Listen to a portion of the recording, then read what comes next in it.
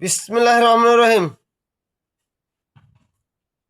যে সমন্বয়ক এনসিপি ওই শালারা যে বক্তব্য রাখছে আওয়ামী লীগের বিরুদ্ধে, ব্যাগশালাই ঘুষখোর, ব্যাগশালাই কত টাকার বিনিময় এই আওয়ামী লীগের বিরুদ্ধে এই অপপ্রচার চালাচ্ছি। যে কেউ আওয়ামী লীগের বিরুদ্ধে কথা বললে তাকেই ধরে আমরা জনগণের সামনে জিগাবো কত টাকার বিনিময় এই আওয়ামী লীগের বিরুদ্ধে এরা এই বিভিন্ন বক্তব্য রাখে।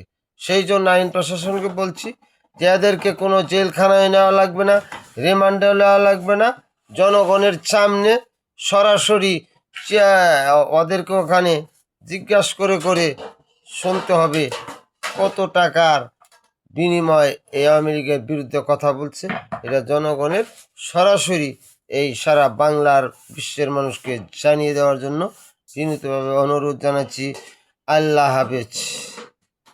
জয় বাংলা, জয় বঙ্গবন্ধু।